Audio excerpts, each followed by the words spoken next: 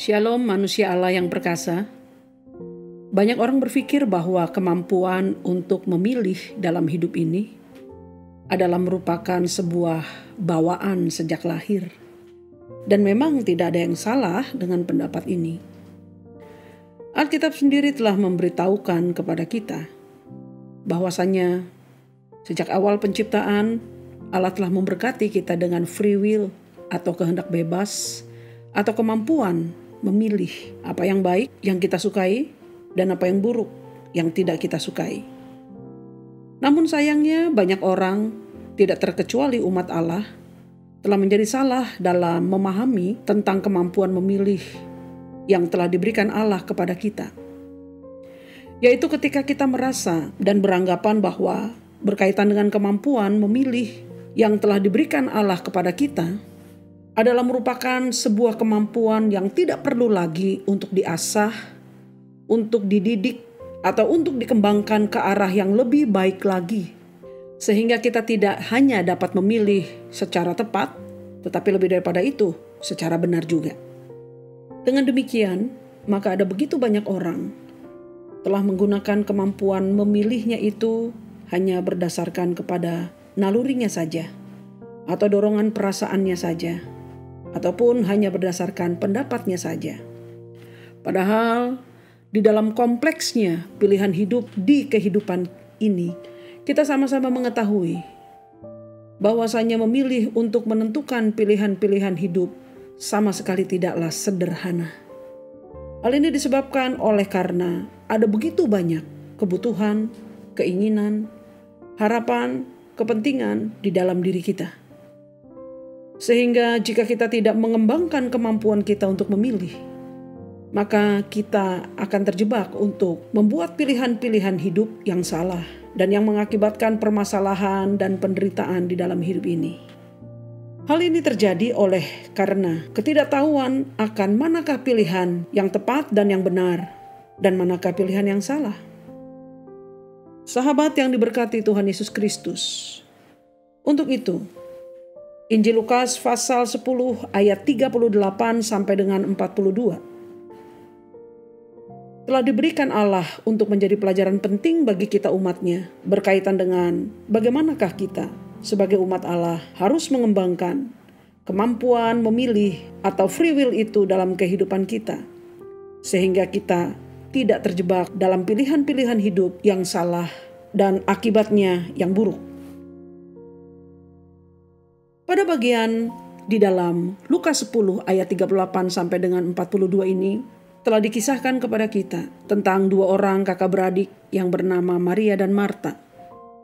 Salah seorang dari mereka yang bernama Marta mengundang Tuhan Yesus di rumahnya.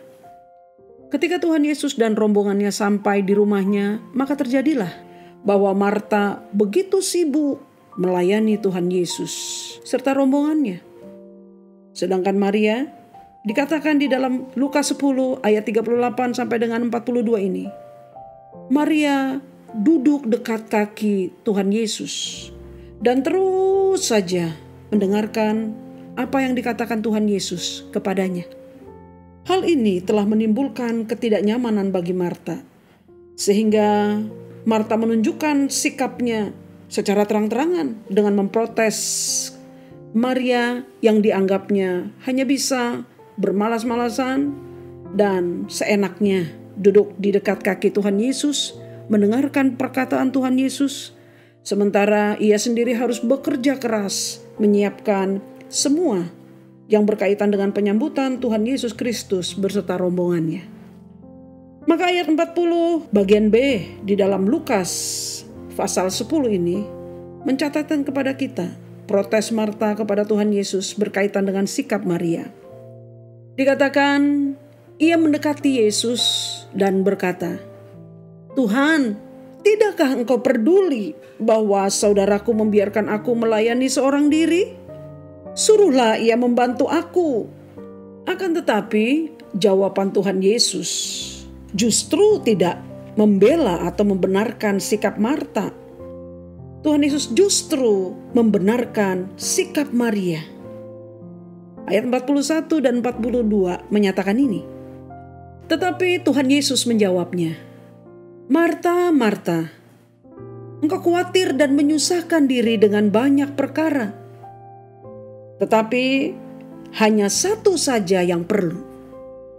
Maria telah memilih bagian yang terbaik, yang tidak akan diambil daripadanya." Perhatikan kalimat jawaban Tuhan Yesus kepada Marta. Tuhan Yesus berkata, "Engkau khawatir dan menyusahkan diri dengan banyak perkara. Padahal hanya satu saja yang kita perlukan. Dan Maria telah memilih satu hal yang sangat penting yang kita perlukan itu." Sahabat yang diberkati Tuhan Yesus Kristus, apakah maksud dari pernyataan Tuhan Yesus Kristus ini kepada Marta? Dan apa kaitannya dengan penerapan dari kemampuan kita dalam membuat pilihan hidup? Yang pertama, bahwa berkaitan dengan semua kebutuhan, semua kepentingan, semua harapan, serta semua keinginan dalam hidup ini yang begitu banyak, sebenarnya Tuhan Yesus telah memberitahukan kepada kita. Hanya satu hal saja yang paling penting dan yang terutama yang kita butuhkan dalam hidup ini, yaitu Tuhan dalam kesatuan dengan firman-Nya. Pernyataan kebenaran ini menjadi sejajar dengan apa yang telah diajarkan Tuhan Yesus kepada kita orang yang percaya kepadanya. Dalam Matius 6 ayat 25 sampai dengan 34 tentang hal kekhawatiran. Ketika semua manusia yang tidak mengenal Allah telah menjadi cemas, khawatir, takut di dalam berusaha dan bekerja keras mengupayakan kesejahteraan hidupnya, Allah telah berkata kepada kita dan mengajarkan kita umat yang percaya kepadanya. Di ayat 32 dan 33 Matius pasal yang ke-6. 32, semua itu maksudnya segala sesuatu berkaitan dengan kebutuhan hidup, makan dan minum, pakai. Semua itu dicari bangsa-bangsa yang tidak mengenal Allah. Akan tetapi Bapamu yang di sorga tahu bahwa kamu memerlukan semuanya itu. Ayat 33. Tetapi carilah dahulu kerajaan Allah dan kebenarannya, maka semuanya itu akan ditambahkan kepadamu. Hal ini sama sekali tidak berarti bahwa Allah memaklumi perilaku malas umatnya. Atau dalam hal ini Maria yang dibela oleh Tuhan Yesus Kristus ketika Maria duduk diam memperhatikan setiap kata kalimat firman yang keluar dari mulut Tuhan Yesus Kristus. Akan tetapi pernyataan Tuhan Yesus Kristus berkaitan dalam kasus Maria dan Marta, atau ketika Tuhan Yesus berbicara tentang hal kekhawatiran di dalam Matius pasal 6 ini, Tuhan Yesus hendak memberitahukan kepada kita tentang prinsip atau dasar kehidupan umat Allah yang benar. Bahwasanya kita berkewajiban untuk mengutamakan Allah dan firman-Nya terlebih dahulu sebagai pilihan hidup yang terutama di dalam kehidupan kita ini. Sebab di dalam mendahulukan Allah dan firman-Nya di kehidupan ini, di sanalah kita akan diajari oleh Roh Kudus tentang bagaimanakah seharusnya kita membuat pilihan-pilihan hidup secara benar dan secara tepat. Juga di dalam mengutamakan firman di kehidupan ini, Allah telah memberikan kekuatannya kepada kita untuk sanggup melaksanakan secara benar pilihan-pilihan hidup yang benar yang telah kita ambil berdasarkan tuntunan firman Allah. Sehingga dengan demikian kita bisa menjalani hidup ini dalam berkat dan pimpinan Allah yang sempurna itu. Dengan demikian kita terhindar dari berbagai kesalahan dan dampaknya bagi kita. Dan Maria telah melakukan hal itu. Ketika Tuhan Yesus berkata bahwa hanya satu saja yang perlu, Maria telah memilih bagian yang terbaik yang tidak akan diambil daripadanya. Itulah yang membuat Maria menjadi orang yang berbahagia dan terberkati dalam kehidupannya. Yang kedua, bahwasanya kemampuan memilih dalam diri umat Allah hanya bisa mencapai maksud yang sebenarnya melalui didikan firman Allah yang diterima dan dipercayai dalam hati ini. Yohanes 11 ayat 1 sampai dengan 44 memberitahukan kepada kita bagian kisah berikutnya dari perjalanan hidup Maria dan Marta.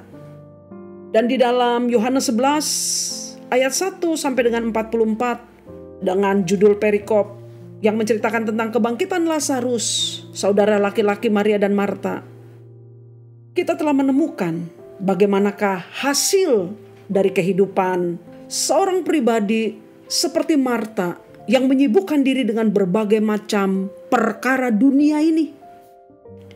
Dan bagaimanakah hasil dari pribadi yang mengutamakan Allah dan firman-Nya, sebagaimana yang telah dilakukan Maria, yang duduk diam di kaki Tuhan Yesus, menyimak, memperhatikan, dan menerima semua kebenaran firman untuk disimpan di dalam hatinya. Sahabat yang diberkati Tuhan Yesus Kristus, Yohanes 11 ayat 1 sampai dengan 44 memberitahukan kepada kita, Lazarus, saudara laki-laki Maria dan Marta, sahabat Tuhan Yesus Kristus, satu waktu jatuh sakit. Kemudian ia mati. Sesudah itu orang menguburkannya. Namun kemudian pada hari berikutnya Tuhan Yesus mendatangi rumah keluarga Lazarus, Maria dan Marta ini. Di sana Tuhan Yesus disambut dengan isak tangis dari kedua saudari ini. Ketika mereka mengatakan, "Tuhan, seandainya Engkau ada di sini, saudaraku pasti tidak akan mati." Tangisan mereka menyentuh hati Tuhan Yesus Kristus yang adalah kasih itu.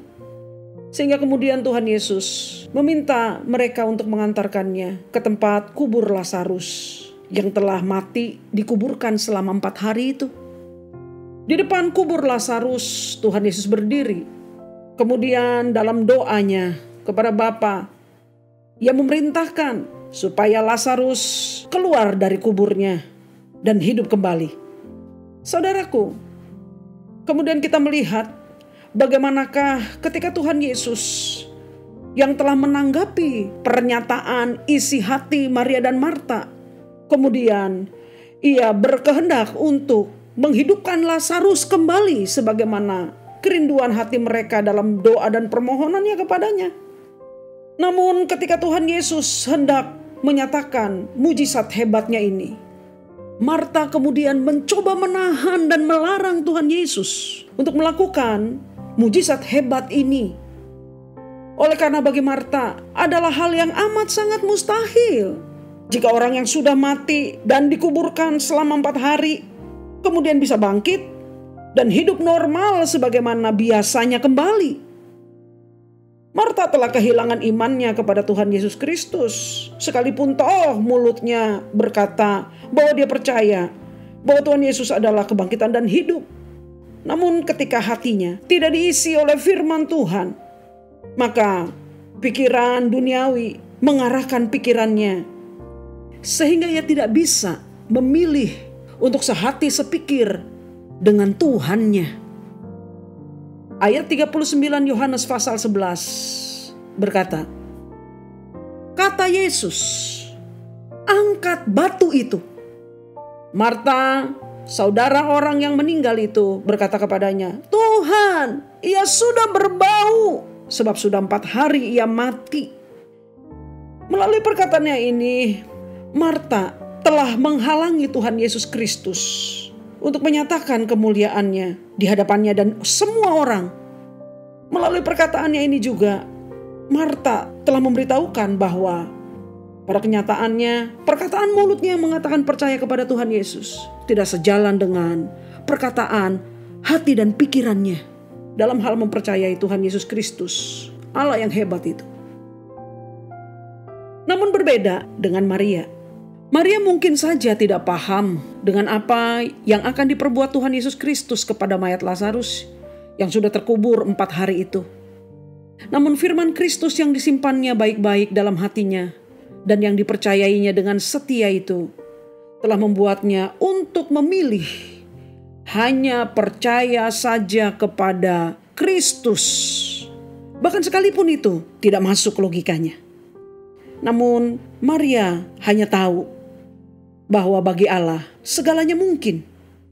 Untuk itulah mengisi hidup hanya dengan firman Allah yang benar adalah merupakan perkara yang terutama dalam hidup kita sebagai orang yang percaya. Sehingga dengan demikian Anda dan saya akan disanggupkan untuk membuat setiap pilihan hidup kita bukan hanya sekedar tepat, tetapi juga benar. Amin.